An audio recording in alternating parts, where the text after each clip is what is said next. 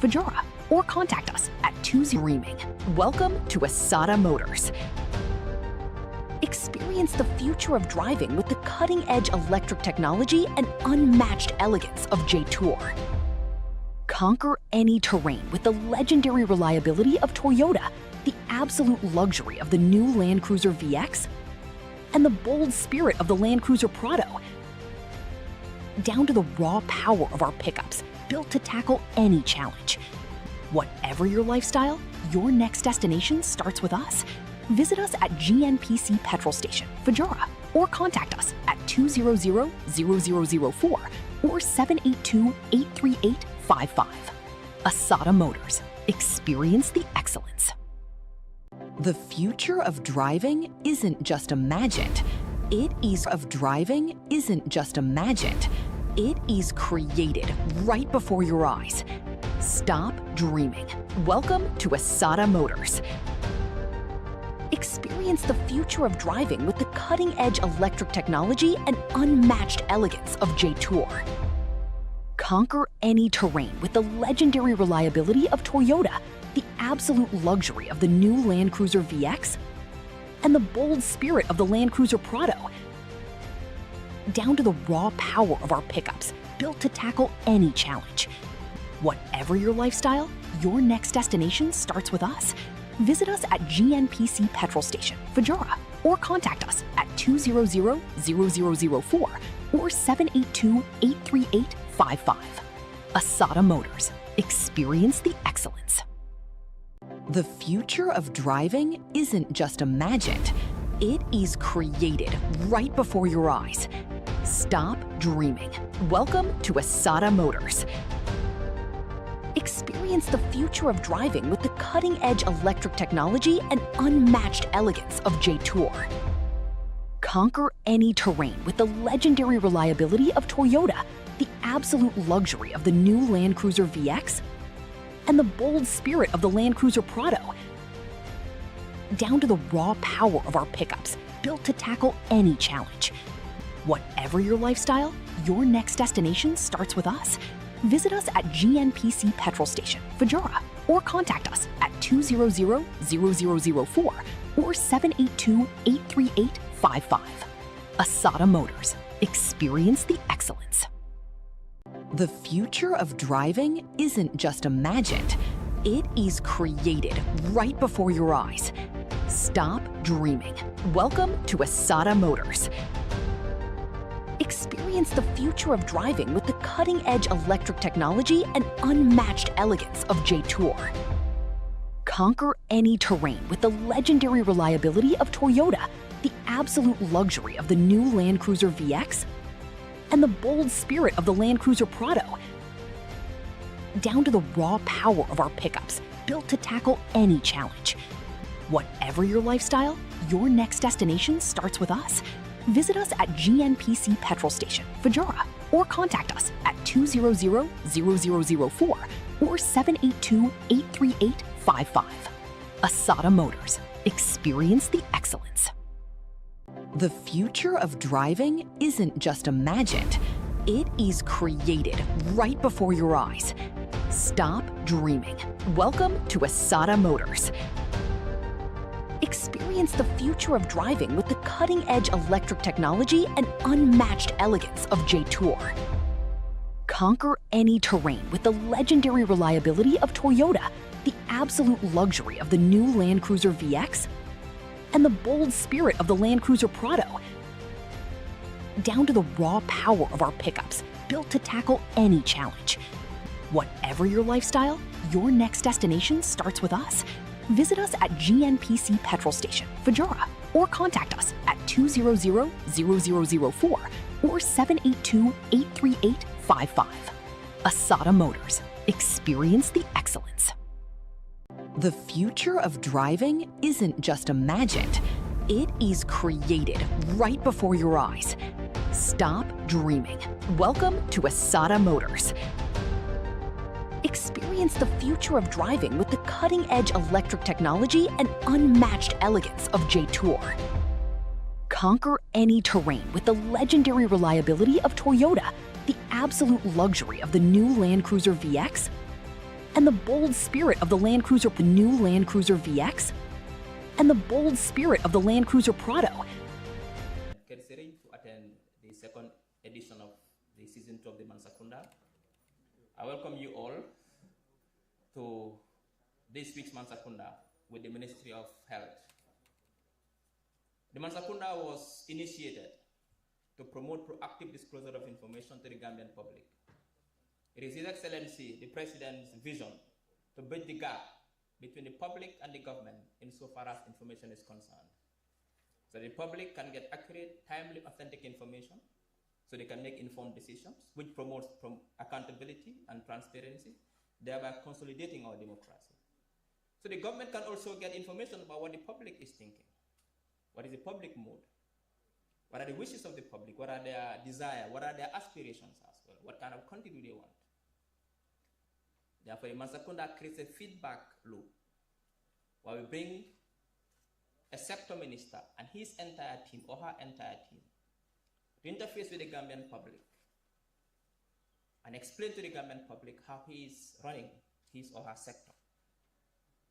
But also the public can get the chance or the opportunity to ask relevant questions to the ministry insofar as the running of that sector is concerned. So they were a very important ministry. By the way, whenever we have a minister here, we say the ministry is important.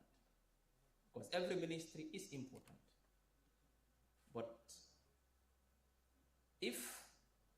let me just go back, they said health is wealth.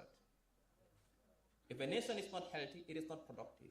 If it is not productive, it cannot build wealth. If it doesn't build wealth, its population cannot live in dignity. So this ministry is important. Today I welcome the Minister of Health, Honorable Ahmadou Samateh, Lamin Samateh, and his entire staff, who he will get the opportunity to introduce later, to this Mansa KUNDA, to discuss with the Gambian people what he is doing in his sector,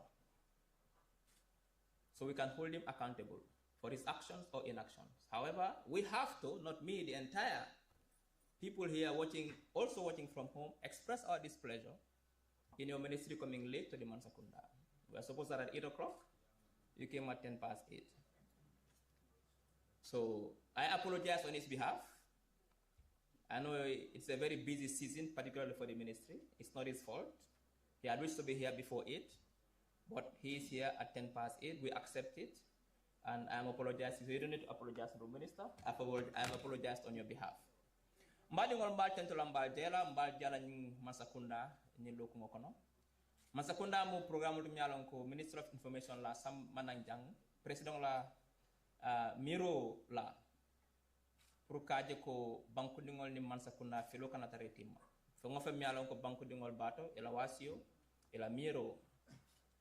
Anim fanang ilafta min nani la kolya kol. Mansa KUNDA sa kalamuta. Bari fana Mansa KUNDA salon banku dingol fana be muna kuto, banku dingol fana salon Mansa KUNDA be muna kuto. Monela miroti, monela nganioti. Anim fana monela ferolde pour kajo banku dingol sitarano kairo kono. La dinkiral fana itara dinkiral mi alon sitarano je suturo kono. Bari fani anim foroya kono. Odo nyim programme ngo le fenam pour kajo ko minister o minister lo kumfla si ani banku dingol sikacha. Afu banku dingol ila secte ba borindi kan nyaade e mon do ko sifalella. Bari fana banku dingol se nyininkarol mi alon ko fandata ila secteur bundala. Woto nying programme kumata bakele bidum nga mo kumari mbale soro jam nyalon ko ministre kumari mbalo ministre nyalon ate mara jata kende abundala mi ngalon ko jata kende akumata bake ba nim mo jata man kende te fongo fen kenola te do ko kenola ite karanola hani karo fongo minka sabatendi wolon na police ol ni solaro il faut jado se kende pour karo sabati woto ministre nyalon ka kumata bake do milbe jambi kana kamabe jambi tentulambe jela mbal kontona bake famille be sirinjang kabona cabinet ministerial ifele sirinjambi na head of the civil service, deputy director at the Department of Press. Na ambassador mi alon ko lebi jambi kabo China kata fotoki ane UN ibebi jambi. Na senior government officials so fana bebi jambi ane mo mi alon ko lebi jambi ane media journalist on mbal diala ni Mansa KUNDA. Honorable Minister media ina timobe metantola mbejala mbeni mbarala bi katabe kumala bake. Mboke di landalal si Mansa KUNDA ni ngam mom lañ am semaine bi. Di dalal ki nga xamne moy ministre Honorable Ahmadou Samateh moy ministre mi nga xam mom ñu denka wër gu yaram gi mo fi ñew tay teewu fi ak ñi nga xamne ñom la mo liggéeyal ñu waxtaan ak askan bi wax ñu li nga xam ne moom la nekk di liggéey si jawriñ bi nga xam ne moom lañ ko jox mooy Ministry of Health. Programme bi nag ñu ngi ko jagleel askan bi président dafa wane bu ko réeroo am diggante askan bi ak nguur gi ba lépp lu nga xam ne askan ba nga ko jànkuwanteel li nga xam ne mooy seen pas-pas li nga xam ne moom mooy seen bëgg-bëgg ak seen xalaat pour nguur gi yëg ko waaye tamit bëgg na tamit li nga xam ne loolu nguur gi di liggéey seen liggéey bi seen programme si initiative si ak li nga xam ne moom la ñoo liggéey seen policy si bëgg na askan bi yëg ko moo tax programme bi ñu jagleel ko ñaari semaine bu nekk ñu si benn ministre benn jawrin ak ñi nga xam ne ñoom la àndal ñi moo liggéeyal ñoo toog fi jàkkaarloog askan bi mu wax ñu nu moo doxaleeg sectoom waaye tamit askan bi laaj ko tamit li nga xam ne moom lañ ko bëgg a laaj mu wax ñu ko te nag am nañ gan gu màgga parce que ñëpp xam ne wérug yaram lu am solo la te ku feebar doo mun a def dara kon wérug yaram lu am solo la moo tax ñu isi ministre Ahmadou Samateh mu ñoo jàkkaarloo askan bi nuyu ñëpp ñi nga xam ne ñoo fi teew tey gis nañ honorable ministre yi fi teew tey ñi nga xam ne mooy minister of public service mu ngi fi minister of agriculture ministre bi nga xam ne moom lañ dénka jàng ak jàngale bi tam mu ngi fi ñu ngi koy honorable Habibatu Dramé ki nga xam ne moo jiite civil service para mu ngi fi ak deputy chief of staff mu ngi fi director of press deputy ba mu ngi fi senior government official si am fi ak suñ ambassadeur yi nga xam ne ñoo fi nekka ñi nga xam ne ki jógee Turkey China ak UN ak ñeneen ñi nga xam ne tey ñu ngi fi teewute kon waxtaan gi tey dina neex dina humba waa balaa ñoo sori nag lu ñëwee def mooy Mansa KUNDA bu passé season 1 dañu bàyyi ministre mu wax ñaari fukki minute wax ñu secteur bi waaye ñu ne wéy di gis bokku si su ñëwee wax 20 bi dañu ne politiciens yi wax rek dañ leen a woon vidéo buy won nit ñi li nga xam ne moom la liggéey si secteur su paree ñu jàkkaarloo askan bi laaj rek na ma lañ ko bëgg a laaj honorable minister will play the document for 20 minutes then we'll open the floor for Q&A jërëjëf.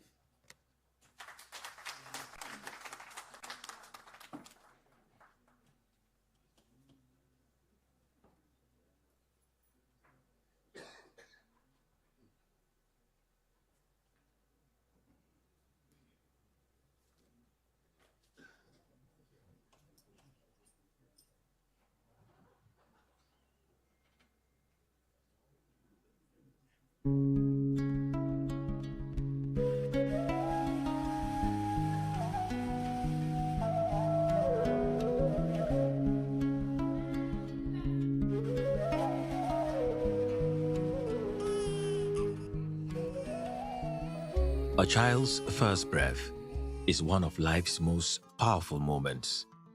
For generations, many Gambian families traveled long distances in search of medical care, especially during critical moments like childbirth. All this investment is not for any other reason, it's to touch directly the lives of the Gambian people, to make sure that the suffering they are going through to see a nurse, to see a medical doctor, is actually eased. And for sustainability, for independence in the way we do things, for ensuring quality, we have to get our own. That is what warranted the construction of this. Under the instruction, the leadership, and the guidance of His Excellency, the President himself. So that's why we are here today. By the time this is completed, inshallah, it will be a state-of-the-art infrastructure that will go a long way in ensuring the well-being, inshallah, of the people of this country. I think the government has a very good foresight in ensuring sustainability in the health sector. And the best way to do that is actually to train people in country. Our investments are very strategic in terms of easing the burden of our citizens. Today, across the country, healthcare services are moving closer to the communities that need them most.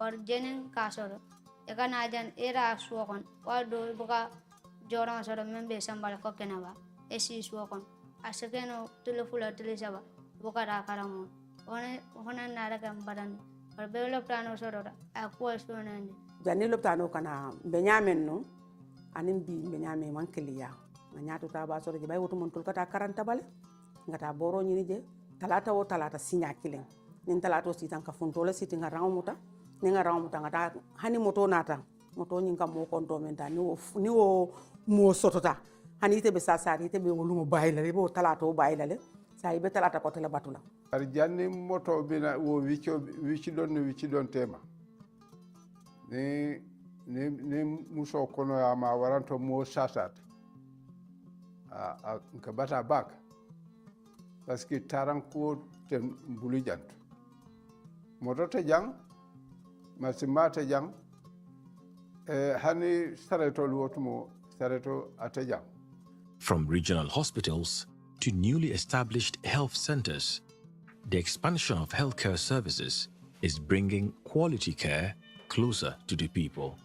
Dumonintingo mo manka kolleke karda musa sata sina ina moto to ya samba ita boro nyini ita loptano do kena bay wulu me ya dandanga si jay be laaje fo fano ek par sa mbiri ne mo nata be Mansa talala ne molet nata mur ko ta kembula tan loptano kon sa mbiri ngani loptano ni soto ikatara suwo kono doron tingo yela moma ye kolke loptano de ko na mo sa sata ina ne nakam ita wulu na wulu te yana dingo tular la na gaita suwo kono yete ila fola mula wulu te fo na ya le tara jang fo somo ay ya bulaita no solbe jang do ko nyimbe betaren ko loptano tare fe sate oto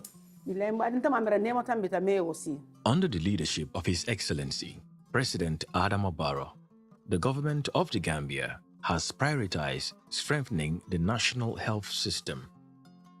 Through sustained investments in infrastructure, the training of health professionals, and the expansion of services, the Ministry of Health continues to improve access to quality healthcare across the country. The immediate vision of government is to have kidney transplant in the country, to have open heart surgery in the country.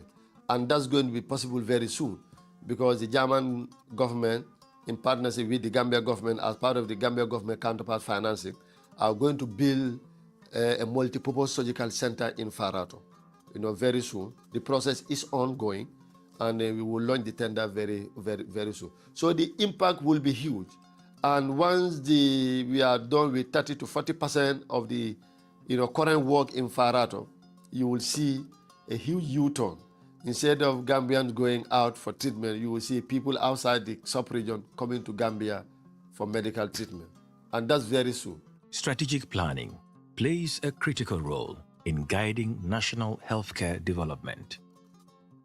Through policy formulation, monitoring, and digital innovation, the ministry ensures that health programs are effectively implemented and continuously improved. Learning from COVID-19 and maybe a bit earlier, the government of the Gambia, through the Ministry of Health, has also instituted regional rapid response teams in all the regions. So we have core sets of people who can respond to outbreaks at the regional level.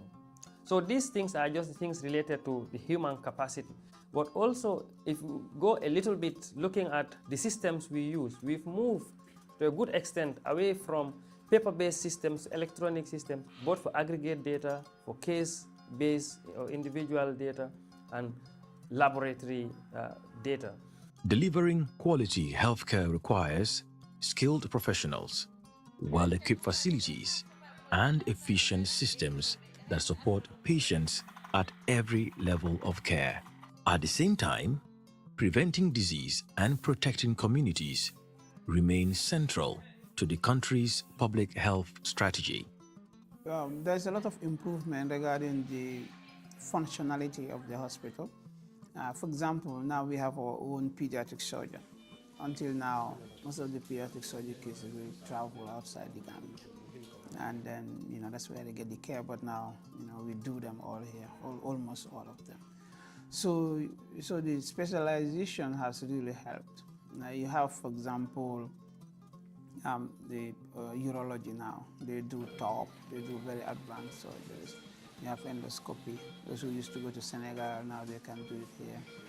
So this, what it does is, because, for example, if you have to send somebody to Senegal, their ticket, the family they go with, if they go there, they have to start the test all over again. It's not conducive at all, and it's very expensive. But if you have to do it in Gambia, it's less expensive and less troubling to the patient, and you have a better outcome.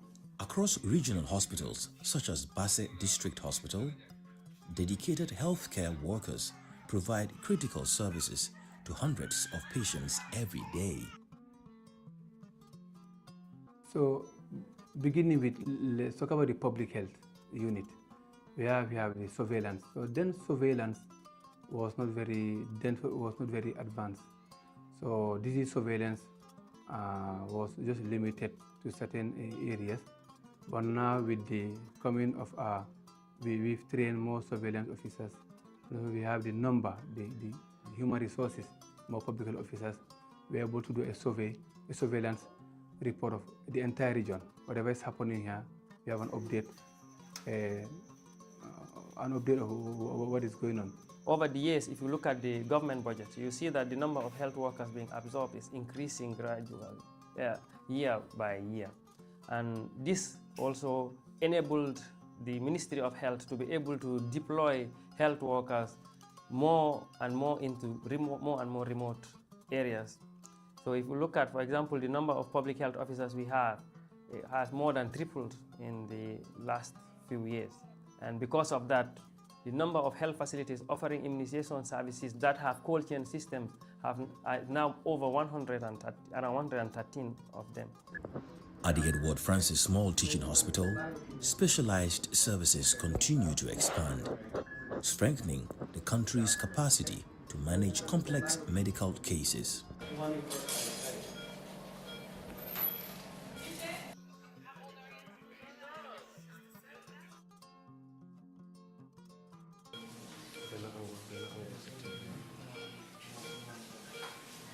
Across regional hospitals, such as Basse District Hospital, dedicated healthcare workers provide critical services to hundreds of patients every day.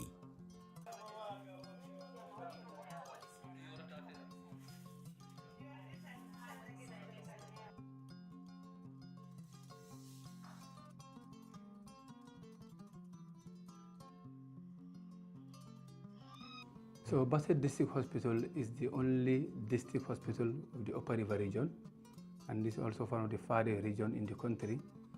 And it's where we offer a lot of services. We have a catchment area of more than 97,000, and also we see surrounding villages around the Senegal and the border. We don't only see Gambians, we also see non-Gambians. We offer a broad range of services, ranging from obstetric and gynecology services, medical, surgery, pediatrics services. We also art unit, we also have an art unit, also the art clinic. We also see ENT, those that we can manage, they will manage, those that we can manage, they will send to the next level. Because of the nerve center, I call it, of the Upper River region, we have a lot of referrals that come in here, because it's place that we have a theater, that cases that cannot be managed in the periphery, that case that needs surgery, that they have to come to the Basse District Hospital to get their definitive management. Across rural communities, new health centers are bringing essential services closer to families who once traveled long distances to seek care.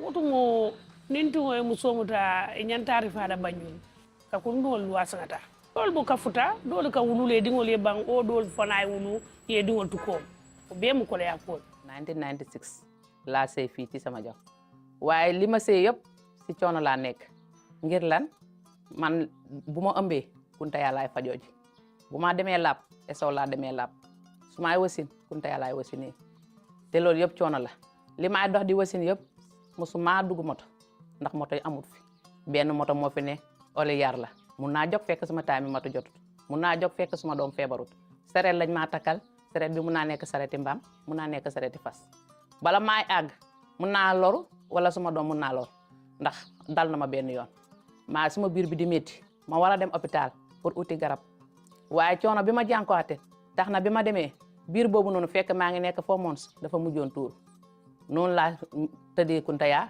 am fa 1 week ñu discharge ma ñëw di naan garab ba bi ma amaatee loolu yëpp coono la woon fii. ndungu so tawi an ko gerte ndemɗa ko so yeehi ha a yeehi gerte de mbawata dañde haalis so tawi noon an a fawa e nder ndungu wiyete ala haalis a wawata ñawdude ɓiɗɗo ma a wawata ñawdo an hoorema ɗon ko miijotoɗa ko ñamɗa surtout noon so tawi aɗa ɗaɓa ko ñamɗa ha so tawi pawle ari e dow ɓiɗɗo ma walla ari e dow ma ɗum ɓeyrima addan caɗele ɗum wonino ɗo hanki da time boobu affaire yi aussi ni moo ñu daanaka moo doon tax ñu doon rifaat nit ñi parce que li si des yëpp am na fi fu mu toll nii développement moom yokku na léegi moo gën a baax ni bu njëkkoon waaw léegi moom dégg-dégg moo gën a baax ni bu njëkkoon bi loolu amee nag dañ la daan jël yóbbu la Banjul léegi lu bari suñ théâtre bi mu ngi dox am nañ docteur te time boobu amuñoon docteur waaw léegi am nañ docteur am nañ yëpp loo bëgg a si wàllu faj am na ay fu mu toll nii. The numbers have increased because especially with the obstetric service, like I said, sometimes we receive some patients up to from Badibi area. Though it's a bit far from here, but on certain occasions we do receive patients from Badibi. So and then also from the neighboring country, Senegal, people come here for service. So the numbers have increased and it's increasing every day. Even if you go to the ophthalmology, the ophthalmic services, most of our patients are coming from Senegal. So this upgradement of the facility has increased the age patient out income. So we are receiving more patients now than before. So the coming of this facility has been a big relief for the people of Jokado, definitely, because I understand from our data of last year, we had a minimum of close to 8,000 patients just at the OPD. So, and deliveries here, our average is 25 to 30 a month.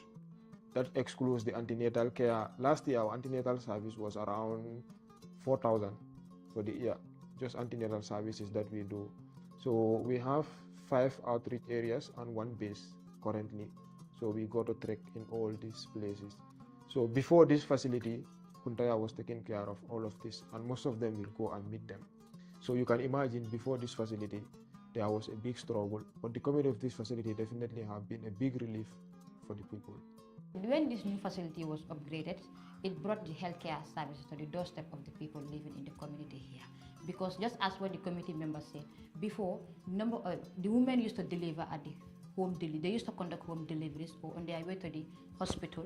But now, with the help of this upgraded facility or the new facility, now majority of the deliveries used to happen here. We conduct them here with no complications or delay. It's an exciting day today here at Jali Health Center. We just delivered a bouncing baby boy. Both mother and child are in good conditions and both healthy. There were no complications, and this is why we do this, the job we do and the services we deliver.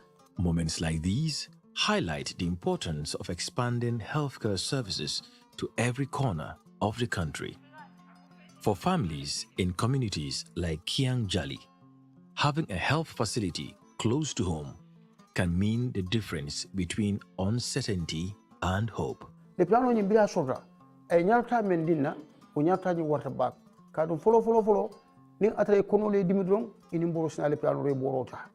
Ning Atra Molmea Timoleama, ye lemeno soli ye kuma foydon eni mborota wala hani makko no so ni isi soni sanya moro samana ay na fole plano to jang ya ja si wulu bulu jang nama wulu ne bulu jang ya samba jara soma okay ana boro ko renje isa yako dinni woni fana ni dinni woni problème wala so da sasat le bang eni mboro sina nya moto nano eni na fole je na sam okay birwol beketa way nyaaro tal mendina warta ngalo nyaa ni leptano be karamu e shato to aka karamu do dinul mako ila karamu ka tarde bay ni mina ni nata leptano han yem molta sharing e ka opportunity di lolla le yetol trido ya muru yetela karam continue ba wotu monu ni tada ni karam do dinno ni shasha ma wala otilo mumo be aka fola go shakata damen do aka tilo mumo kejele wala mumo abukata karamu ba alhamdulillah shay mbili ni shoroda ni shasha e ma karamu do don ye nana njal leptano do don abukata mi 15 minutes do ye murna ye continue la karamala. As the country continues to invest in modern health infrastructure, strengthen human resources, and expand community healthcare systems, the future of healthcare in the Gambia continues to grow stronger. Previously, we only had one delivery room. Privacy was not that much very high. But with this new renovation, the delivery rooms, we made so that it has cubicles. And each person, each woman has that privacy wherein you can bring your partner or your husband so that men can also be involved and know the challenges that women are undergoing. With the new maternity coming, the impact is that men will be coming and they can stay with their husband in the labor room, and then decisions could be made earlier, and then action can be taken earlier to avoid consequences that might come in. So it's really going to impact a lot in the service delivery. That will also have an impact in family planning, because it will change the perception of men with regards to delivery. Because if they see what women undergo, if you accompany your wife into labor and you see how labor is, then if your wife tells you, I want to do family planning to at least help to space for the children, that man will really agree. Bi mbetunkumunto bi ita amulia nola bila kadon bi yiruwa mumbe mbwalen kanang anin ben siumbula ka yiruwa mun kono bi nyato ta doron na bije anin be nyato ta doron na je kan anin hanin bota sain be tembo men do hanin bota yin tembo to be fulara lado fananto ada kala ko komen ada kala nyato ta baleti ada nda kala nyato ta yiruware baleti bana. With this renovation, our referrals to Bansang are very, very high, because for simple procedures, especially CS operations, that cannot be done here because we don't have a theater. But with this renovation, now we have a theater, although it is yet to start. But we are with the hope that if this renovation is completed, the theater will start functioning. That will reduce the amount of referrals that we take, which will reduce the burden on Bansang and in general the country, because referrals are not cheap. So the more we reduce the referrals, the more we are helping the government. And that is not alone, because we only had one small room where we call a kitchen. But now we have a utility building and also a maintenance unit, where that utility building has a kitchen, a laundry room, and also a general store, which was not available before the renovation. So that you can see that this renovation has really helped the natives of Lower Fuladu and also the staff working here. We want to expand, we want to build more beds so that we can accommodate anybody that is sick in this country will be accommodated in a very comfortable facility, and that is Farar. And health is wealth. Without health, you cannot walk. So it's important for us to make sure that our health sector is in order. If you look at how much money we are spending for people to go outside for treatment, we're spending a lot of foreign currency. We want now people to come here, health tourism, so that people will come outside and have treatment in this country, and that will bring us foreign currency.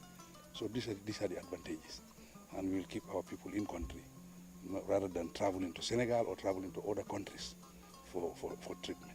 So we are improving with our facilities to a level whereby if you are sick, you can be treated in this country. We want, if the minister is sick, be treated here. If the president is sick, he'll be treated here. This is what we want. We want to make sure that that social gap, we close the gap.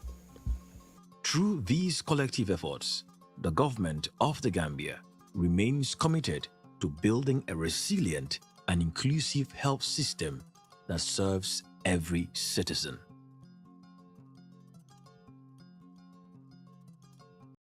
The future of driving isn't just imagined, it is created right before your eyes. Stop dreaming. Welcome to Asada Motors. Experience the future of driving with the cutting-edge electric technology and unmatched elegance of J Tour. Conquer any terrain with the legendary reliability of Toyota, the absolute luxury of the new Land Cruiser VX, and the bold spirit of the Land Cruiser Prado, down to the raw power of our pickups, built to tackle any challenge. Whatever your lifestyle, your next destination starts with us. Visit us at GNPC Petrol Station, Fajara, or contact us at 200-0004 or 782-838-55. Asada Motors. Experience the excellence. The future of driving isn't just imagined, it is created right before your eyes. Stop dreaming. Welcome to Asada Motors. Experience the future of driving with the cutting-edge electric technology and unmatched elegance of J-Tour. Conquer any terrain with the legendary reliability of Toyota, the absolute luxury of the new Land Cruiser VX, and the bold spirit of the Land Cruiser Prado, down to the raw power of our pickups, built to tackle any challenge. Whatever your lifestyle, your next destination starts with us.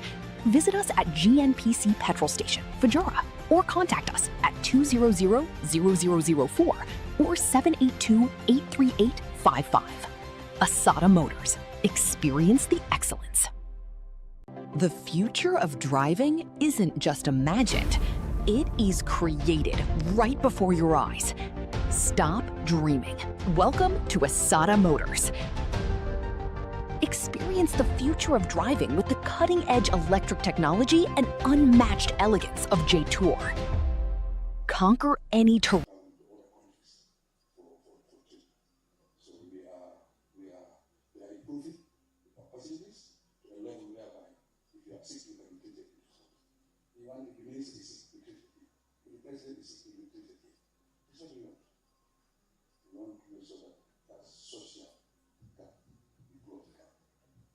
Through these quality efforts, the government of the Gambia remains committed to building a resilient and inclusive health system that serves every citizen. The future of driving isn't just imagined, it is created right before your eyes. Stop dreaming. Welcome to Asada Motors. The future of driving isn't just imagined, it is created right before your eyes. Stop dreaming. Welcome to Asada Motors. Experience the future of driving with the cutting-edge electric technology and unmatched elegance of J-Tour. Conquer any terrain with the legendary reliability of Toyota, the absolute luxury of the new Land Cruiser VX, and the bold spirit of the Land Cruiser Prado, down to the raw power of our pickups, built to tackle any challenge. Whatever your lifestyle, your next destination starts with us. Visit us at GNPC Petrol Station, Fajara, or contact us at 200-0004 or 782-838-55. Asada Motors. Experience the excellence. The future of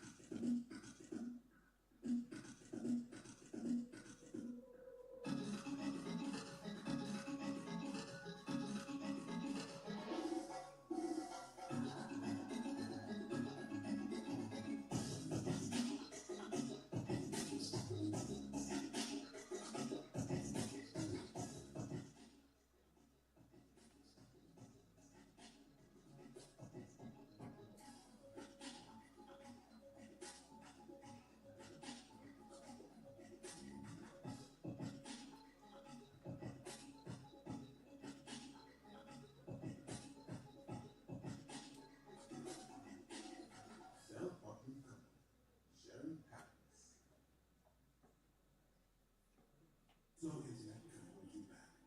Now, the future of connectivity has arrived in the Gambia. QCell's Q-Fiber, ultra-fast, ultra-reliable internet designed for the way you live. Stream your favorite shows without buffering. Power your business with seamless video calls. study, work, and play online like never before. For most of businesses, QCell Fiber is connecting Gambia to the future. QCell's Q Fiber. Get connected today. Call 145 or 300-3779. QCell. We innovate, others follow. Thank you very much, technical team, for that documentary. I think the president summarized the thinking that health is wealth. And watching this documentary, and congratulations, even though if we wanted to show all the achievements of your sector since you took over, the documentary would be 24 hours long. We try to summarize much work in a 20 minutes video. And health is wealth. And I think you work hard to build a very resilient health sector. I remember a couple of years ago, there was what we call COVID-19, which locked the world down. A virus that nobody can see. With all our atomic bombs and nuclear weapons, we could not fight that virus. It shut the world down. That is why I said the health sector, I think, is the most important sector in any country. Honorable Minister, it's time for you to interface with the Gambians. But I'll use the opportunity as the host of this show to ask the first question. We want to build what we call a health sector which ensures quality health. And to access quality health, you have to open 4 different doors, which in my view, once in place and able to open these 4 doors, you can now access what they call quality healthcare, which is universal. The first door is health infrastructure.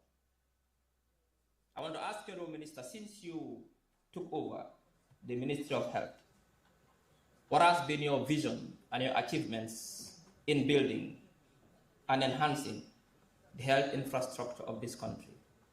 The second door is what I call the equipment. Because if you build the buildings and there are no equipment, still something is missing. What have you done to improve our stock of equipment, of CT scans, of MRI scans, and so on and so forth? X-ray machines across the country. The third door is what I would call the health personnel. Because if you build the buildings, you equip them, then there are no qualified personnel, it is still useless. What have you done to make sure that we build homegrown consultants, homegrown specialists, and homegrown healthcare workers who are competent to serve the Gambian people? And the final door is access to the healthcare facilities. If you build it and people cannot access it, there are no ambulances, then it is still useless, because people cannot access the services. So if you can come to this podium and use 5 to 10 minutes of your time to answer this question of what your ministry has done to enhance health infrastructure, to enhance access to the facilities, to increase the stock of equipment, but also to build a competent healthcare sector manned by competent people. Mbadingol, mfara tembole to mialon ko minister bina nyinin karol jabi.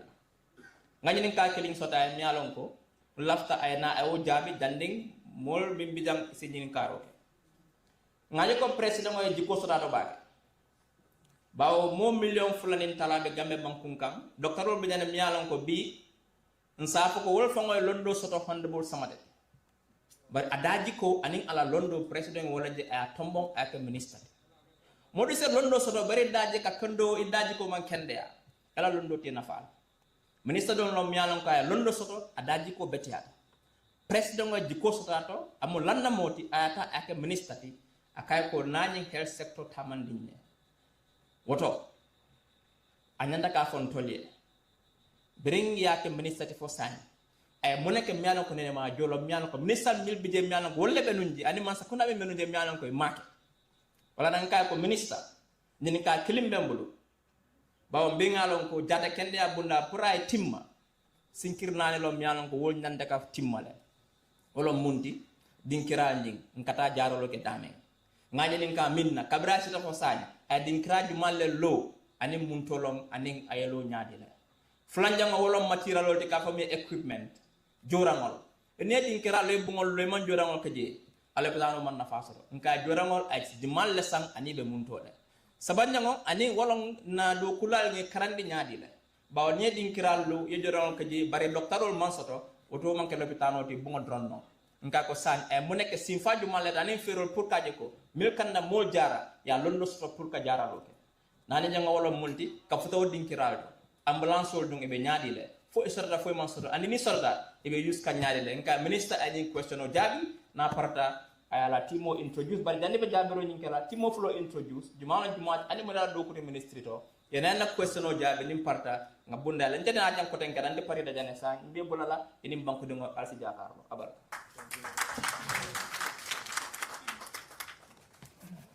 Thank you very much, Honorable Minister. First of all, I start by apologizing for being the cause of the late start.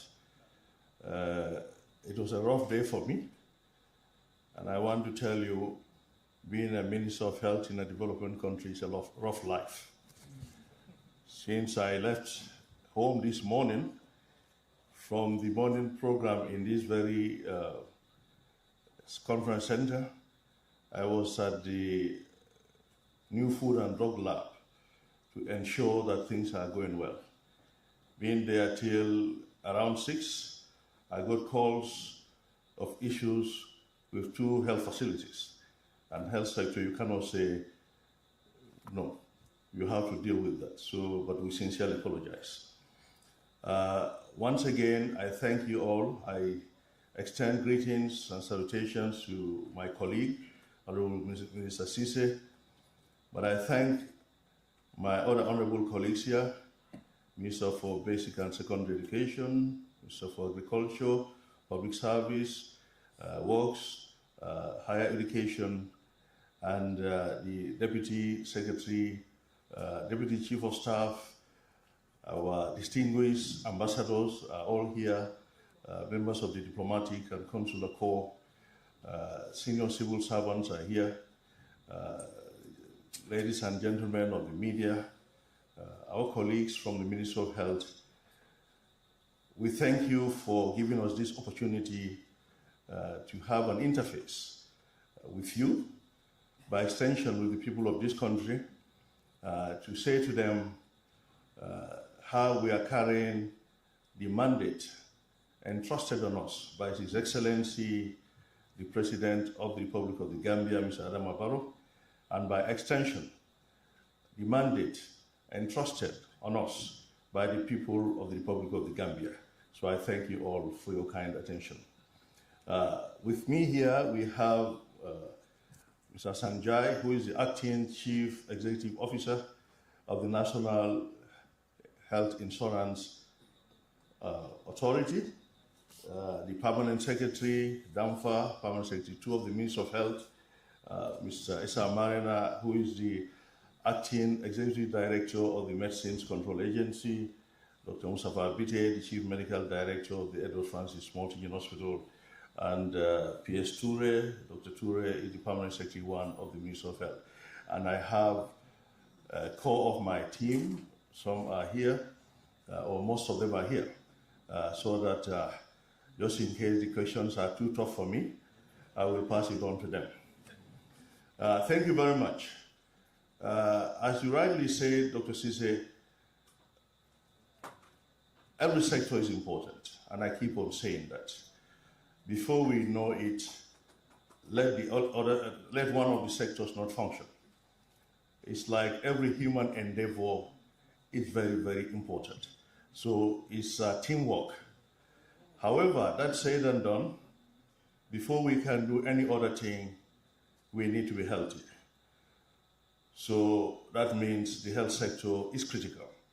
Education, before we can go to school, we've seen people who had food, they have all the resources, they couldn't even enjoy the food because they have cancer of the esophagus, so they could not swallow the food. They will look at the food, whatever food, no matter how good it is. We have had children who ingested caustic soda and it caused esophageal stricture, and they cannot swallow even their saliva.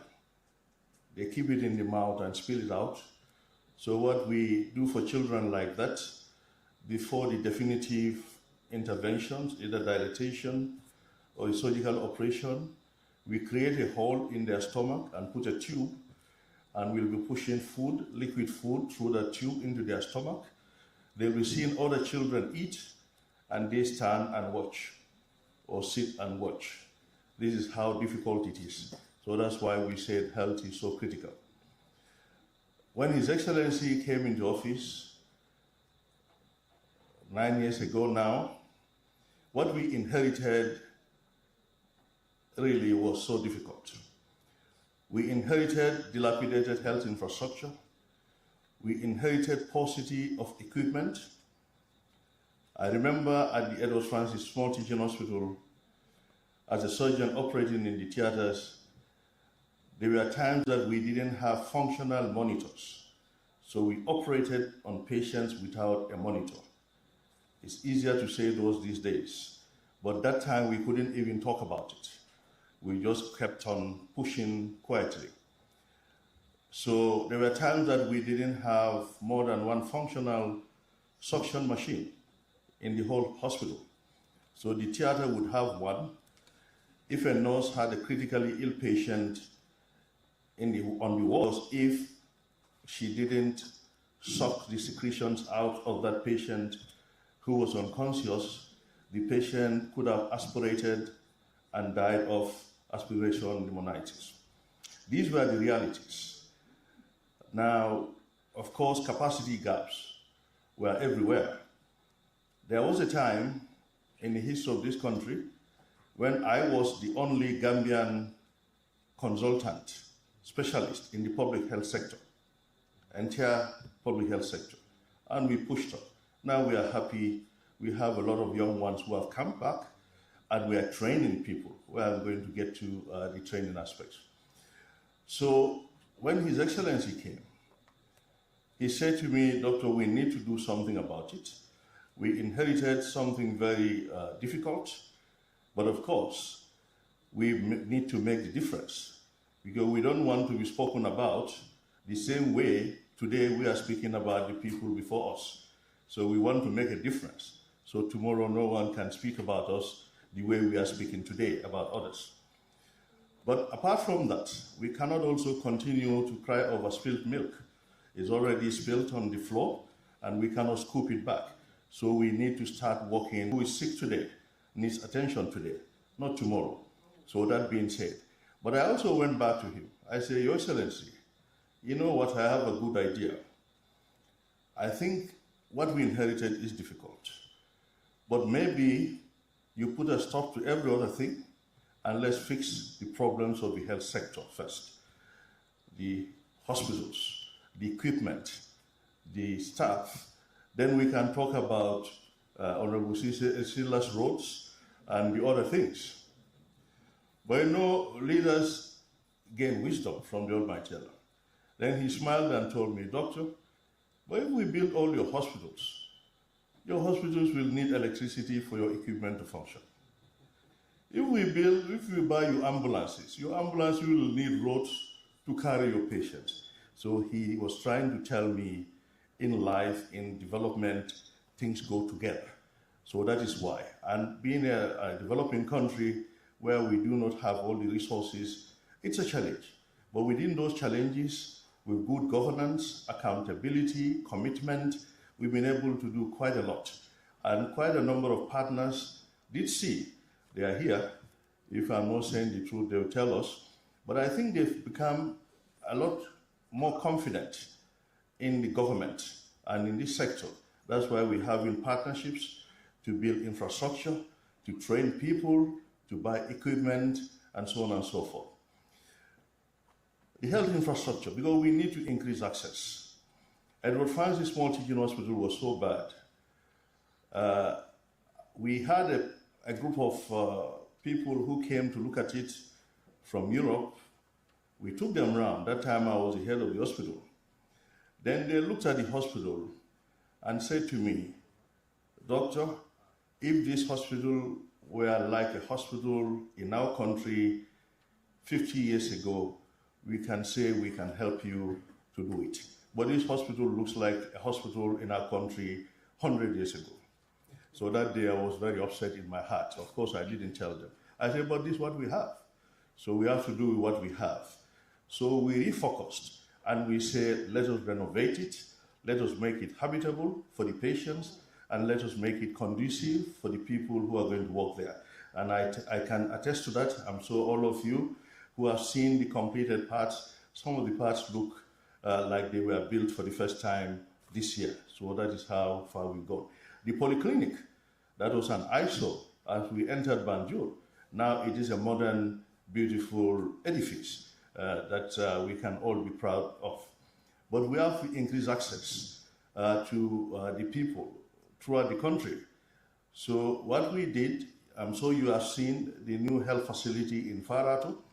The first phase is completed, and inshallah it will be inaugurated next week, Saturday, by His Excellency the President.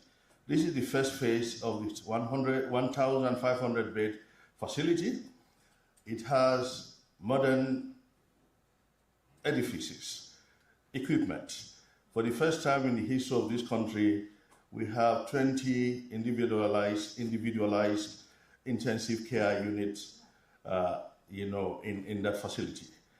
As I speak to you, before that facility gets inaugurated and becomes functional, we have only 8 ICU beds in this country at the Edward Francis Multi-Unit Hospital, which are not even standard ICU beds, that's the truth. But the new facility will have 20. It will also have a training center and a conference center for the Ministry of Health. It will have a new public health laboratory. It will also have other facilities within that area. But as we are also buying a lot of equipment, what happens to this equipment? So we have built a very modern, big biomedical engineering unit that's also at Farato. And then we also train in biomedical engineers. Now, it's a nightmare. I'm sure many of you wonder what happens to the bandages. They used to be dumped at the dump sites, like any other waste. And we all know the danger with regards to that. And what we have done, we have constructed a modern clinical waste management center at Farato. And equally speaking, there is another one, incinerators across the 7 health regions of the country to deal with medical waste.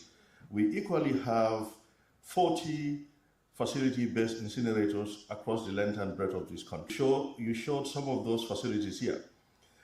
A brand new facility in Kisimajau, you saw it, Kianjali, KUNDA, Tumanna, Salikenye, and a huge one is being constructed this year. We had also built a facility, Brikama, Wellingara, Brikama, Nyambai, Tampoto, Makumbaya, Busumbala. They have health posts, and they inaugurated and functional. And as I speak to you, we've completed 6 health posts in Medina Sancha, Medina Angale, Buduk, another one in Jisadi, in CRR, and Kataba Umar, and also in Jokadu. Is it Balanga? Balanga, yes. So I said, when I miss something, then you will chip in, isn't it? So these are very good, and then we've also secured funding to build another 8, and we've identified the locations for the sake of increasing access. And very soon, inshallah, we will start the construction of a new hospital in Brikama and Basse. So those are all part of the infrastructural development we are carrying out. But you have also seen facilities across the length and breadth of this country. About 13 of them have been upgraded. But key amongst them is the Biam Hospital. The Biam Hospital has gotten a facelift, brand new expanded sites, increasing accommodation for staff. The clinical area has been expanded, all to the tune of $292 million. A lot of investment in Biam Health Center, in Biam Hospital. What we spent in Biam Hospital is more than all these 5 health centers inaugurated by His Excellency. The cost of them is less than what we spent in Brigham Hospital. So I think it's important for us to know the scope of work going on there. Brikama Health Center, equally modernized, and it has a modern theater where we'll be able to do cesarean sections now and improving the health services. So we thank the partners, World Bank, and the other partners who have stood with us to ensure that we are able to do this. African Development Bank, through the Social Protection Agency, is also supporting us in the renovation of facilities like Brikama and other facilities. Chairman is part of that, and other facilities in the URA. So a whole lot is happening when it comes to expansion, and we hope to continue this because we believe people should not travel for more than 3 kilometers without reaching a health facility. But facilities without the equipment are just like buildings. So we've invested with partners. Government has invested quite a lot on the procurement of life-saving equipment. We have seen all this equipment that were thought to be luxuries in the past. Now we have them all the way in the provinces. You saw those monitors, you saw those ECG equipment, and a host of them. So we have a lot of equipment now, and of course we are buying more and more equipment. But equipment, as you rightly said, and facilities without the people also doesn't make much difference. So we are building capacity, we are training people. Now, it will excite you to know that now we are training doctors to specialist levels in the country. Some of us all had to go out and struggle outside. Believe me, those of us who studied outside, we know how difficult it is, really difficult. It will tell you sometimes the kind of food we ate. I ate one bowl of stew for a whole week, 1 minute every day, and when it forms, I remove the foam and warm it again for a whole week. That's how difficult it is to study outside. So believe me, when we extend appreciation to His Excellency, the President, and the Ministers for Education here, bringing education to the doorsteps of people at home, really, we are not exaggerating it. People going to school at home, eating their parents' food, staying in their homes, believe me, is one of the best things that could happen to any young one. I think you'll believe me.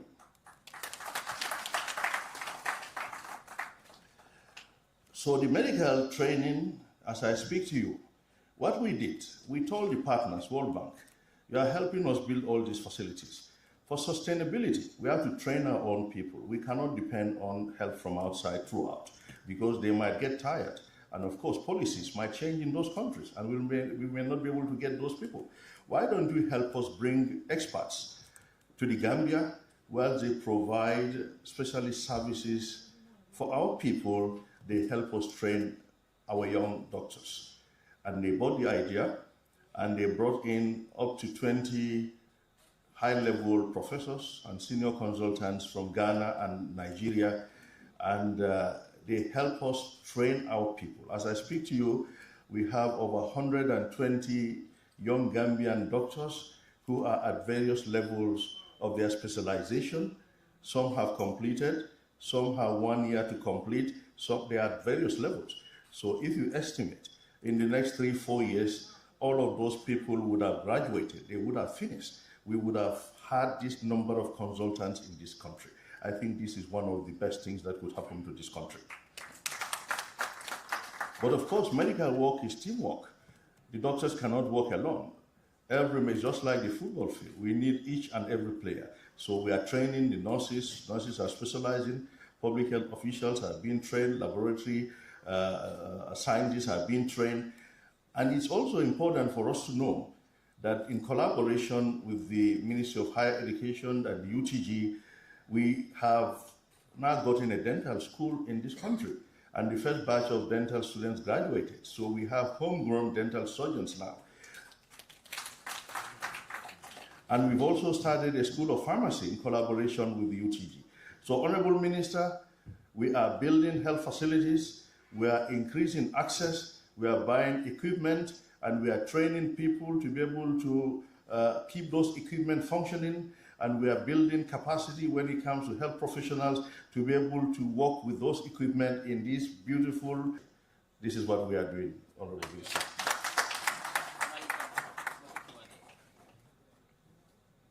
Yeah, so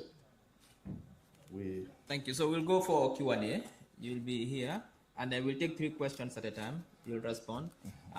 We urge you to ask your questions in the local languages as well. Those questions asked in the local language will be responded to in the local languages. Honorable Minister, if you need any more members of your team to respond to some questions, they are welcome also to do it. Thank you very much. Yes, thank you so much, Honorable Minister. Unfortunately, I want to ask a question in a local language. My name is Fatah Kiase. I'm working from the Fashion Network. Minister, I want to go like question. Question recently, this is health center. This is the prices for your product. See, one to be for medical equipment or the dotation but unfortunately, the body. They don't pay hard support, but they are medical. So they were not pharmacy. I was spending more than 500 or 600,000 plus. So when I come, on your some ministry, bringing that kind of charisma and you go for a medical hospital. Then question this recently, Ebola, but unfortunately, this was ministry. Many know one year, measures of how they prepare for the immigration, who cover border. Bugara for Tolu, escape immigration or not. Last question.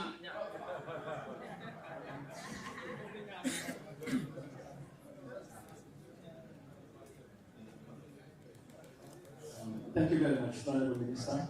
My name is Mansa, former staff of the Ministry of Health. I want to say congratulations and thank you to your staff for the National Food and Drug. And what will be the operations framework for the new National Food and Drug Control Quality Control Lab? In consideration, would you mind to collapse the MCA and the FSQA into a single unit of a directorate headed by the Director General, while the 2 units maintain their operational arms? Second, on a scale of 10, Honorable Minister, Health Policy 2021-2030. Thank you.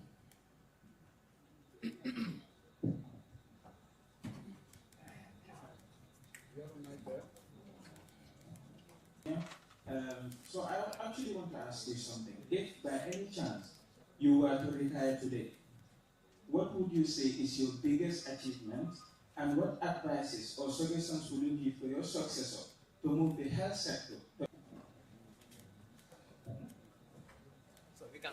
Yeah, thank you very much.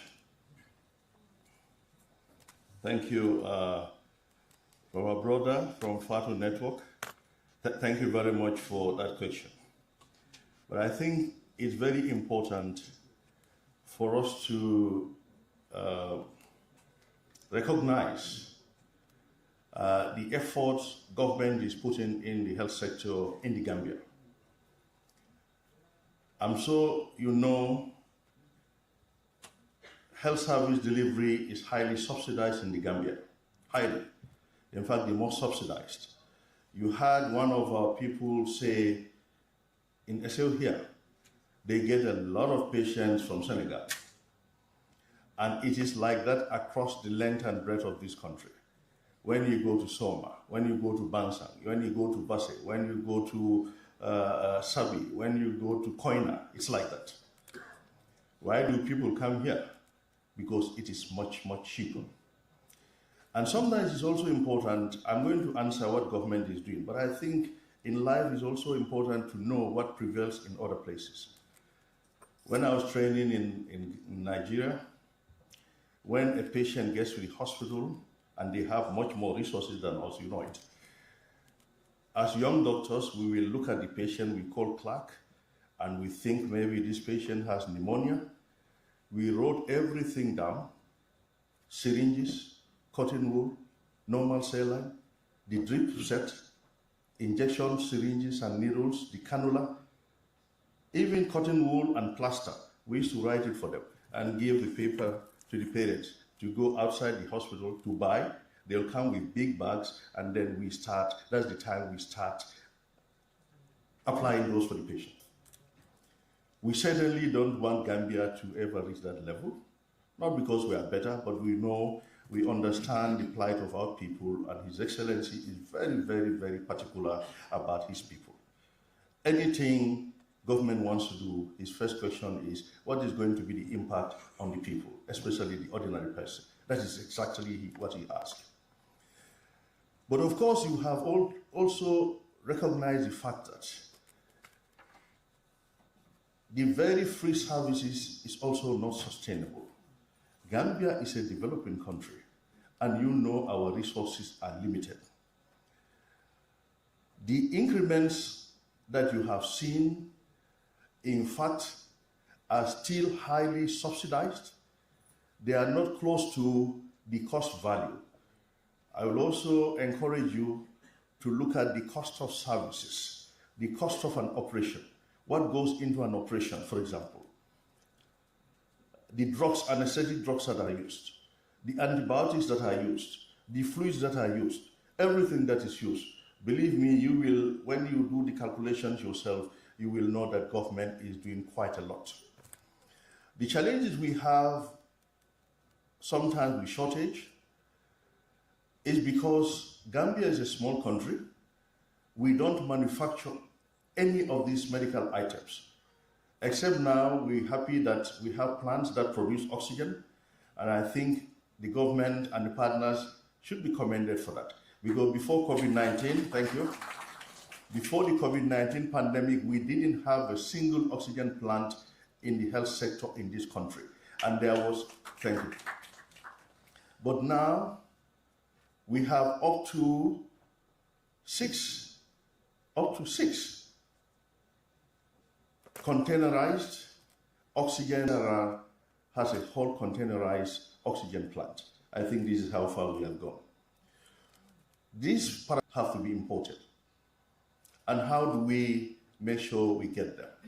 When we get the allocation, before we get the allocations, these are tendered, suppliers show interest, it goes through competitive bidding, they are paid advances, they are supposed, but government has put up strategies. And just to show you how important His Excellency takes this, he has to ensure that shortage of medicines and medical products in the public sector is a thing of the past in this country. You also spoke about Ebola. We have released press releases. I don't know if you've seen them. We've not had any suspected case. We've not had, of course, any positive case. And our people, the surveillance teams are very, very robust. We have them at the points of entry, at the seaport, at the border crossing points, and at the airport, and internally at our health facilities. So our teams are very alert. We have a group of, a very big group of experienced health professionals, public health officials and other officials who have been trained specifically to be able to detect this. And I want to even tell you at the village level that they report these cases if they should see anyone with symptoms of that. Zasila, I think, thank you very much for recognizing the importance of the Food and Drug Lab. It is a very, very important edifice. It is a very good national structure, which inshallah will help us to ensure that the people of this country consume high quality medicines and food.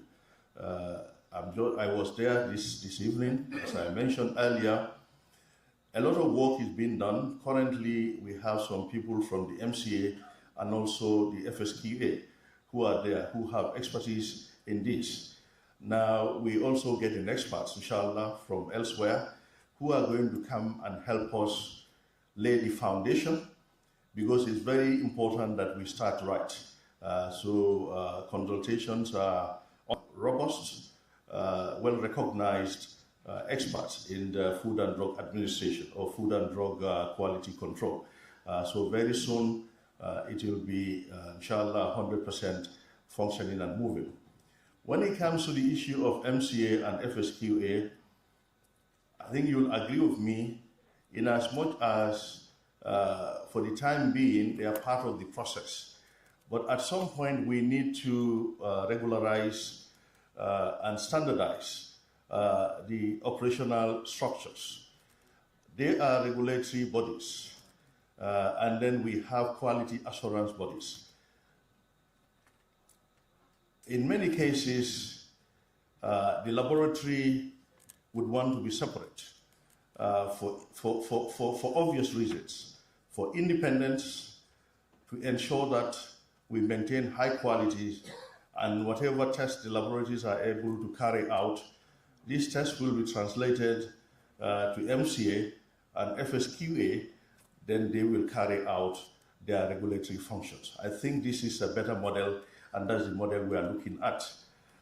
Converging FSQA and MCA, well, how FSQ started, there was a food unit at the Ministry of Health that I'm sure you being a veteran, you know, it was there before. But as time went by, I think it was thought that to give each entity some degree of independence and some degree of autonomy and to enhance efficiency, that's why they are separated. And I will tell you, when you separate institutions, getting them back together is a nightmare. It's not easy at all because of a lot of reasons. So this is why, but this is what we plan to do with the food quality assurance, food and drug quality assurance lab. The implementation of the health policy, it is difficult to anecdotally say what the scores are, but I think with all the investments you have seen, all the infrastructural development, the capacity building, and then all the expansion, you can see, if I were to score how far we've gone on the health policy, I would say 8 out of 10. Whether you agree with me, but I think we've gone that far. Because what we are doing is we are doing the foundation. We are doing the walls. In fact, in a lot of cases, we've done the roof. So it is left to do the finishing. By the time we complete the Farah to Teaching Hospital, we have a food and drug quality assurance lab. We have all these health facilities. We have all this equipment, biomedical engineering unit. Then we have all these doctors and nurses and public health officials being trained.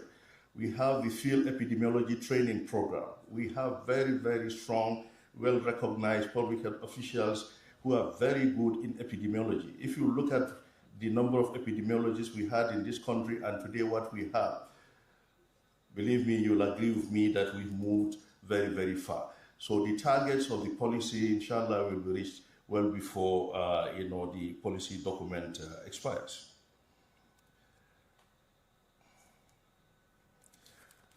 Now, our colleague from Iowa, if I were to retire, well, I'm sure the pressure of the health sector has made all my hair gray now, isn't it? So you think I'm close to retirement, but I'm as young as you are. But yesterday I saw my picture when I was being sworn in as health minister, and I said, was this me? I realized at that time all my hair was black. Well, but it's part of responsibility, a lot of stress, but we also appreciate the opportunity because we are as ordinary as any other person. So for Allah to give us this opportunity, for the president to appoint us, is a big privilege. We take very, very seriously, and we appreciate. We might not be the best, but it's Allah's decision that we carry forth the mandate of the health ministry during this period. A lot has been done, so it's difficult to select one single thing. But I think if you will allow me to make it two. One of them will be the capacity building.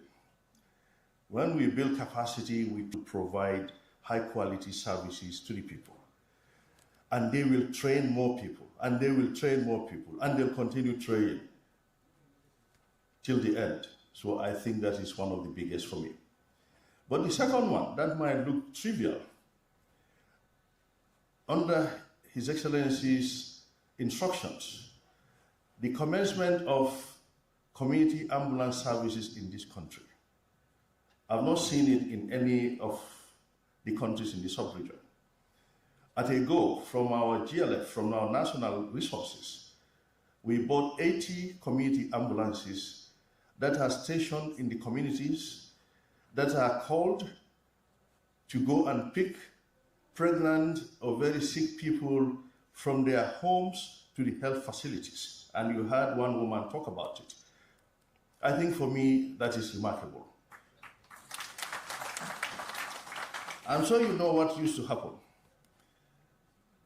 When the president went on tour, and each time we accompanied him, we would be taking notes. And the communities would lament. Not because Badibu people are interested, but what I'm going to say all happened in Badibu. There was, we went to a village called Kerardo, and we met with the village women. And the community birth companion came and said, you see this woman? Some few months ago, we were taking her to deliver in Kerewan. And now they mounted the woman, pregnant woman, on a donkey cart at night. We all know how donkey carts are. As they were going, before they could reach the main road, then the wolves started crisscrossing the road. Yes, crisscrossing.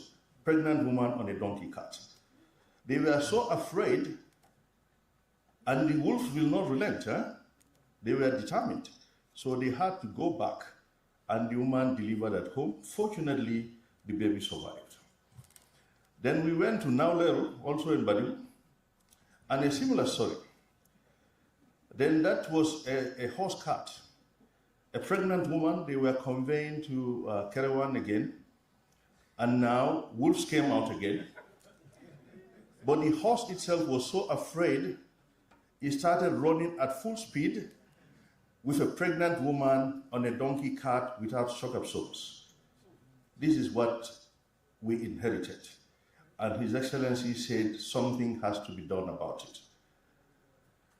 If workers, we could have 4x4 vehicles, certainly the pregnant woman should be driven in a 4x4 air-conditioned ambulance, and that's what His Excellency brought for the pregnant women of this country. So all the 80 vehicles are fully air-conditioned. They are Toyota Desert Land Cruisers, and they are serving the people. They pick them from their doorsteps at home to a health facility, they deliver, and a vehicle takes them back home. When I mention this in fora, international meetings, people want to learn from Gambia. So this is one of the legacies I would like to do. Thank you very much. Well answered. Now, next round. But now, because of we have only 20 minutes to go, less than 20 minutes, we'll take only one question from each person. And Minister, if you can also summarize the answer so that we are able to give more people the chance to ask questions. Thank you.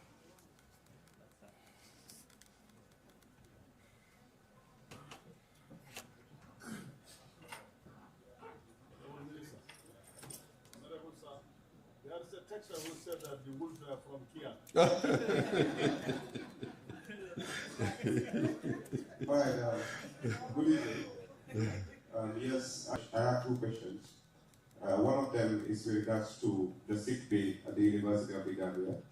The sick bay at the University of the Gambia has a staff from the Minister of Health, but since after the staff have been instituted, we've not seen much being done by the Minister of Health.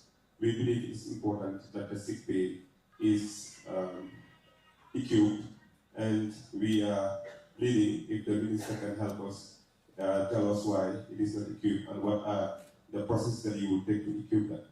That is one. The next one that I also want to point out, I said I have 2 questions. The next one that I want to point out is we've seen that there are a lot of nursing students and a lot of medical students that are going for clinicals at different hospitals in this country. But what happens is, most of the time when these individuals are sick, they will follow the same queue that other individuals are following. We believe that it is very important that these nursing students, that you understand, when you go to hospital wards, you find 2 qualified nurses, and most of the time you find about 3, 4, 5 nursing students that are there that are doing a lot of job for that particular nurse and helping this country. It is very important that when those people are sick, the simple thing that we are requesting for is those individuals to have at least priority treatment. And the priority treatment can be in 2 folds. Those individuals should not join the queue, that is my own ideology. And if they don't join the queue as well, after all that, they should also at least be wasteful. If people are paying $100, these individuals, they are going back to the hospital to give the same impact that is very necessary. It is important at least 20% be removed from what they are supposed to pay, and at least they pay 80%. This is the request that I am making. Thank you.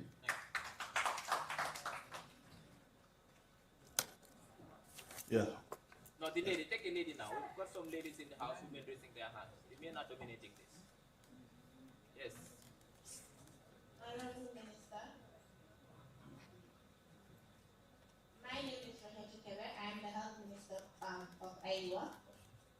First of all, before I ask the question, I want to acknowledge all the achievements and also congratulate you on the renovations and the building of new facilities, which we understand are very important.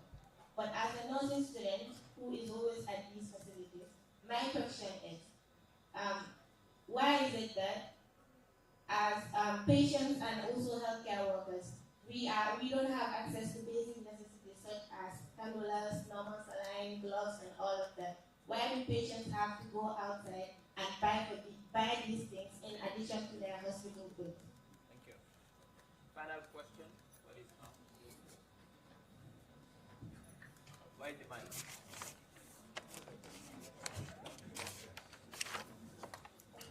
Thank you very much. I'm back to this.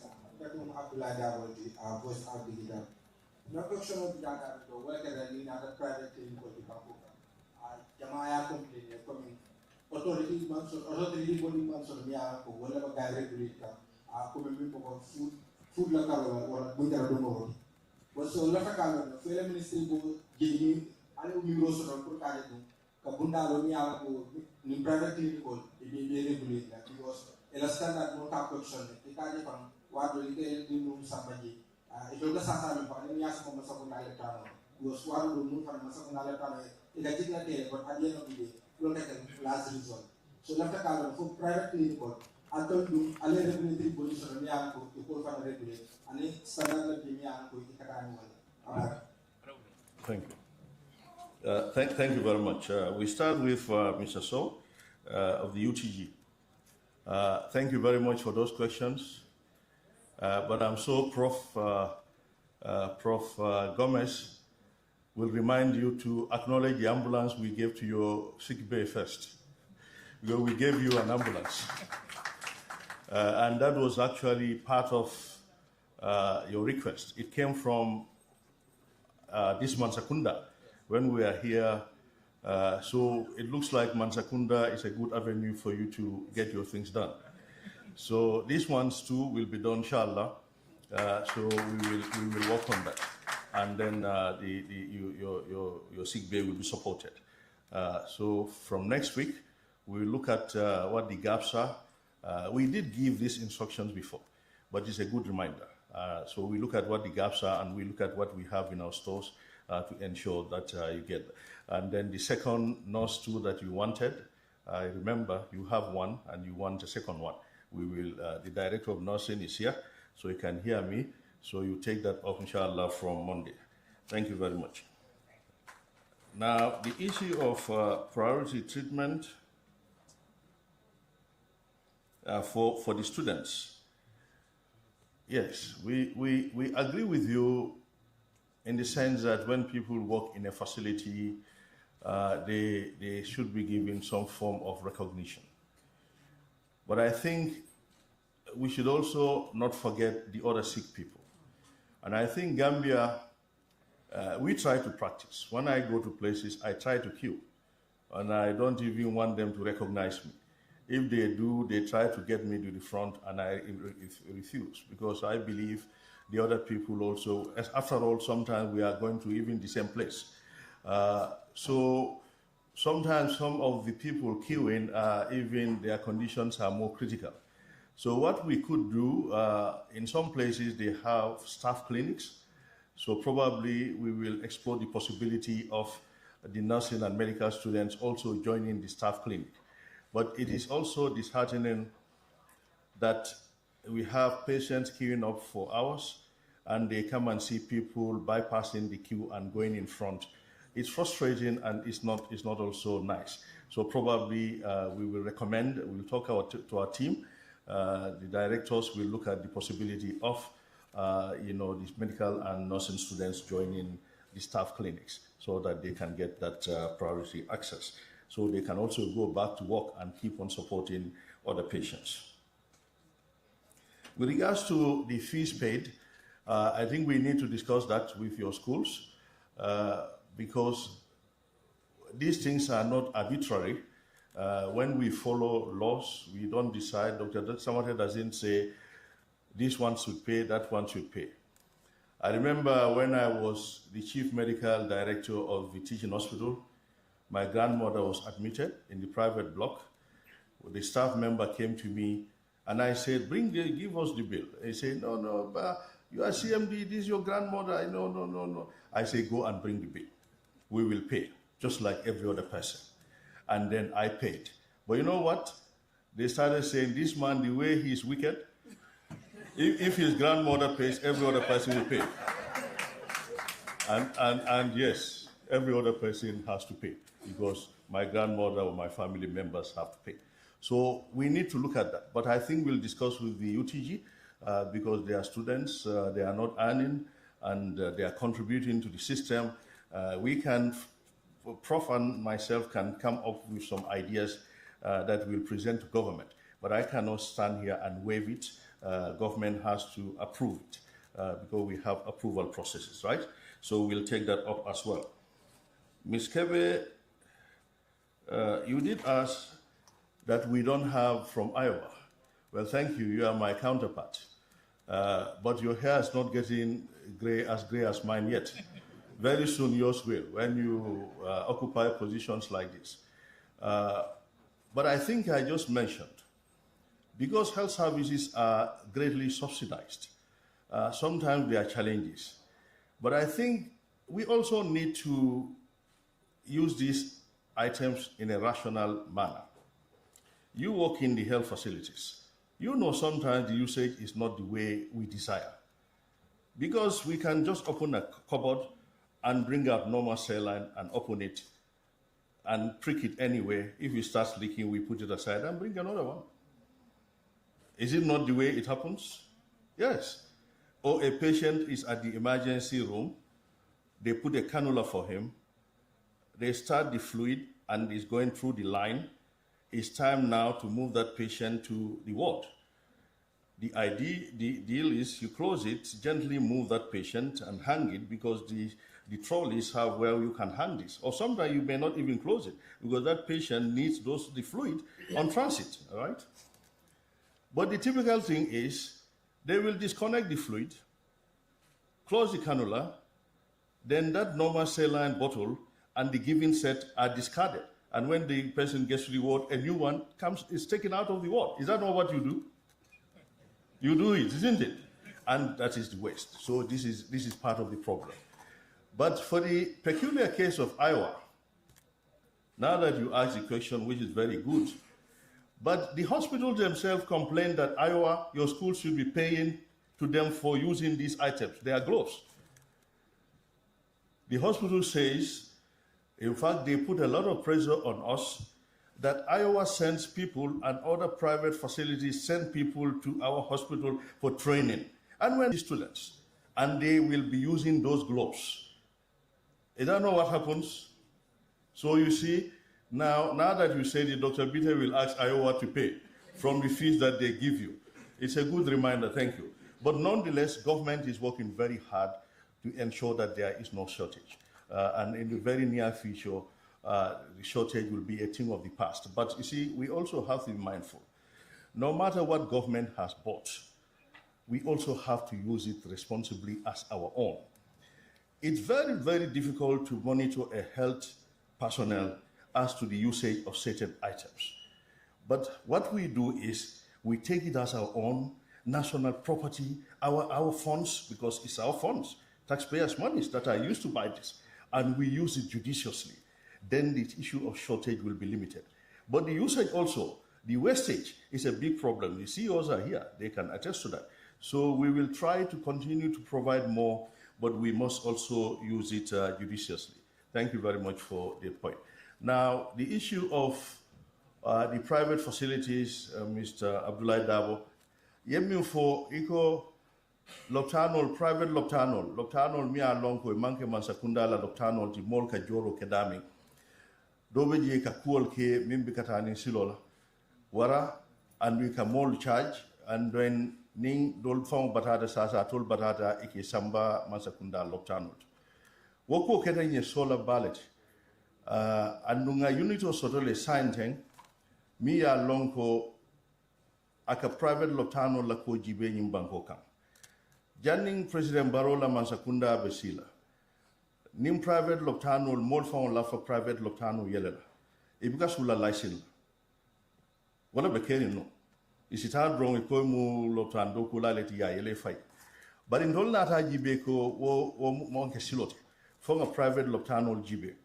Now, nga monitoring unit soto, mi alongo sign janni be private jibe, then yena permission or dealer, obe carry in the sign.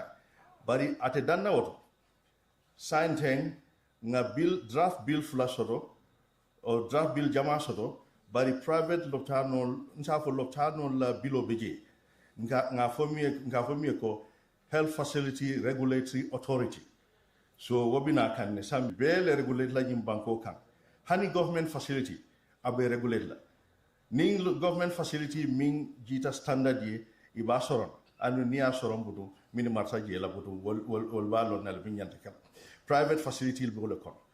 So ya pass wobe kala lualeti anu janna be fotalo temboto ninga a gazette inshallah al fanamba je al sala comment ol kiji. Bara manda wala ngal lab fana labol min bijang. System man taraje ndolnga min taraja min ka label license ngo fanante kenon so nga min fo ka for ning allied health professionals licensing wo fanan bilo beje ni wo pareta wala be lab solo ani ning physiotherapy unit ol abe wolbe check la bari pour ka banko molla jada kendia sawati ni alal de maroto nde danna wala nim public health ani standards bureau mbe kuol jibe kan hani nying babin salonol nying manicure ani pedicure nying musol kata dami ani gym sol ani spa mine bele jibela katu bolu be ye kuol sotole miya lonko ni mata tamanda nyama abe molla jata kendia tardendila so Mansa KUNDA binawol be jibela. Thank you. Last final set of 3 questions, 1 question each, and make it very short. We have only 8 minutes, and the minister also summarize the answers. Thank you.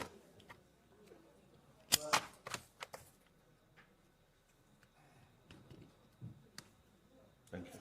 Can I ask? Make your question short, please. It's around this side.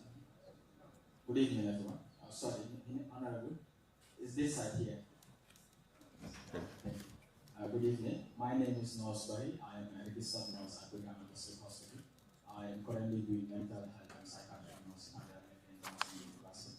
Well, first, before I ask questions, I would like to commend the Director of Nursing for boldly standing and actually giving a scholarship package for the first set of students in a while who are actually studying mental health.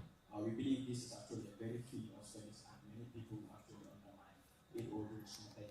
So I've had so many developments, but I believe so many people in the general public outside there do not actually know the the development plans that the ministry actually have towards mental health. Because taking an example from where I am from, in Brikama, where we have a population of 120 approximately, according to the last GBOS, we lack psychiatric specialists. As I'm speaking now, I am not aware of anybody, and I took up this responsibility together with other people to actually come and actually, and we have so many young people who are actually pursuing, and to with the director of nursing schools, because in a while, the University of the Gambia was actually doing the program. I actually came up with it. So when we met the director of nursing, he took up this responsibility to actually sponsor the course. Your question, please. So I'm asking now. Next question.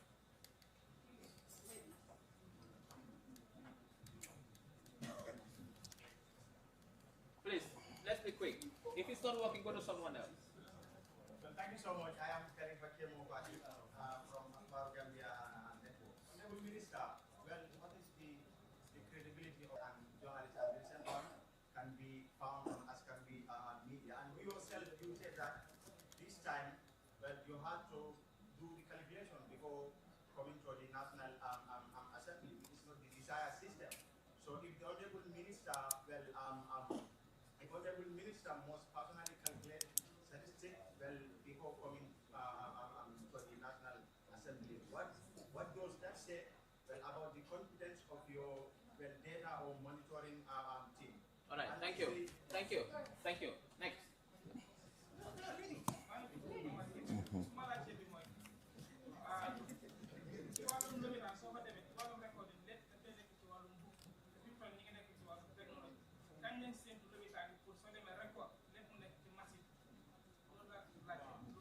Thank you. Thank you very much. Yeah, thank you very much. Thank you very much, Nosbari. And first of all, I congratulate you for going into the mental health field. It is an area where we have big capacity gaps. Government is trying a lot. Mental health issues are on the rise. And so just to summarize, mental health is a collective responsibility.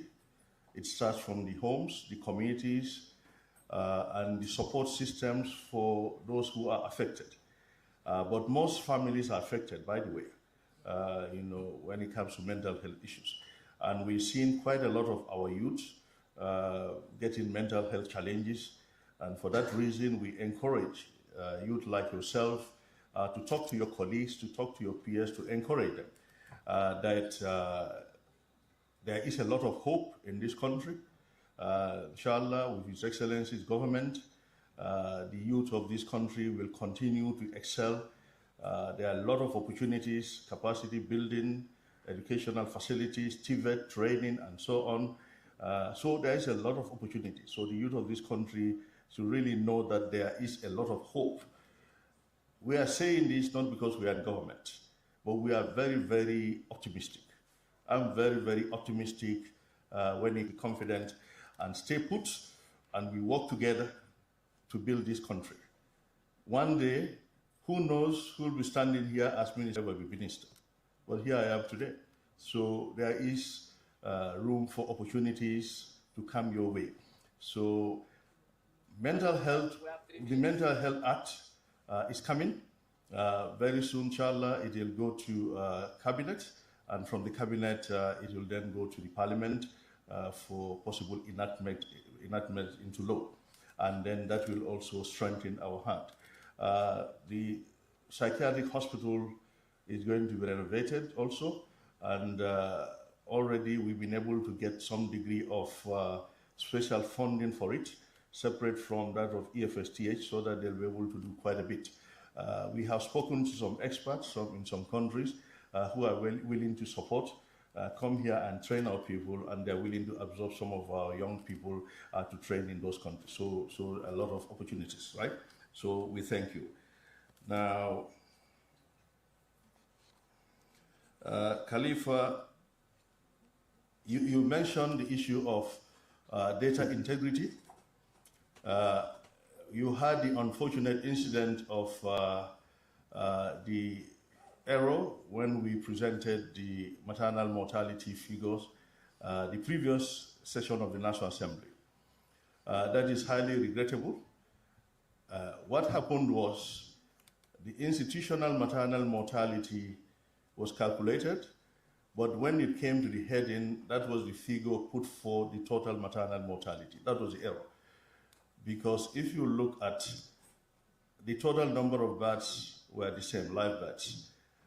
The number of patients who passed away in health facilities, that's institutional maternal mortality. So that is institutional maternal mortality rate, if you use that to calculate. But if you also add the people who passed away in the communities, and we have a very robust community monitoring system now, when those figures are added to institutional maternal deaths, then that's total maternal death. Then you use that to calculate now the total maternal mortality ratio. That's where the error happened.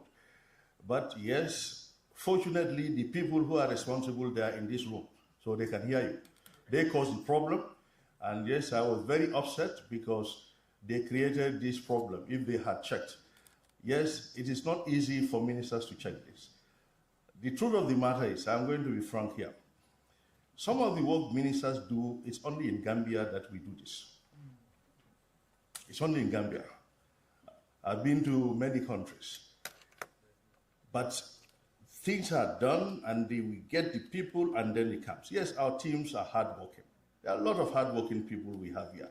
But paying attention to details sometimes is a problem. So ministers go beyond board to ensure that it is done right. And you can understand the plight of the ministers.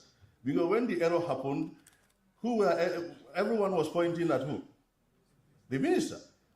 I'm sure many of you don't even know the person who caused the error, and he's quietly sleeping.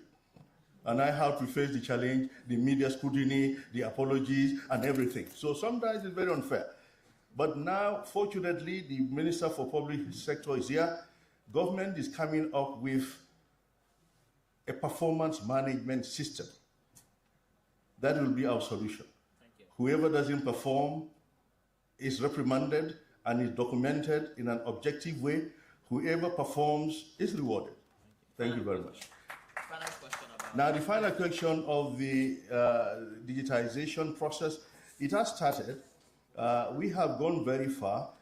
We have, as I speak to you, piloted the electronic logistic management system to monitor the, you said it in Wolof. Bimom, dina lifin si Wolof. Bobo, ana madugal fa angale tuti.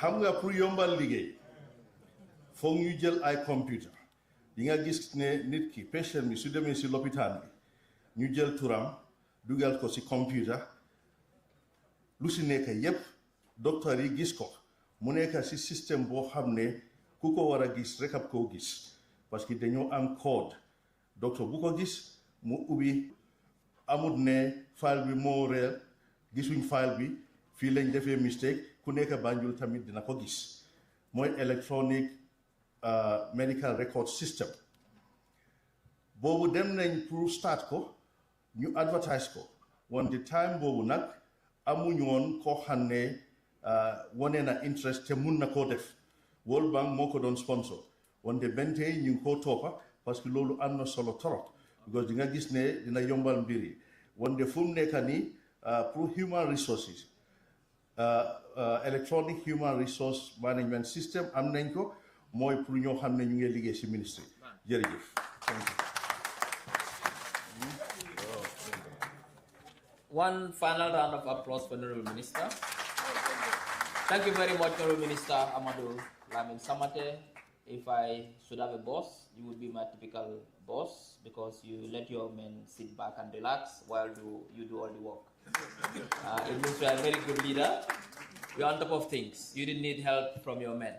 So we thank you very much. Thank you very much, Honourable Ministers who are here today, senior government officials, members of the diplomatic and consular corps, members of the press, the public who are here today. We thank you very much. Mbadingol, Mbatentula Mbajela, Minister Minarabi, Anina senior government officials, Anina diplomatic corps Milbijambi, Honourable Minister, Honourable Ahmadou Lamin Samateh, Mbetentula Mbajela Timobe, kachadi yata sa ngalo na mekering health sector to sa manjari moya fonne nga mo telol tole nga mo radio tole bawo bi me promina teng tele sey be be programme tandi kanne duna be ba jube kam mbokay di dan wax jërëjëf programme bi jeexna xana be next time di gërëm ñi nga am ñoo teew tey ministre yi government officials yi diplomatic community bi ak suñ partners yi Asada Motors ak Q group waaye tamit ak Bell Water Bottling ministre ñu ngi laa gërëm di la jaajëfal bu baax a baax sa liggéey bu rafet yak sa team bi kon di leen jaajëfal waxtu bi nag noj nañu xanaa bi beneen yoon jërëjëf.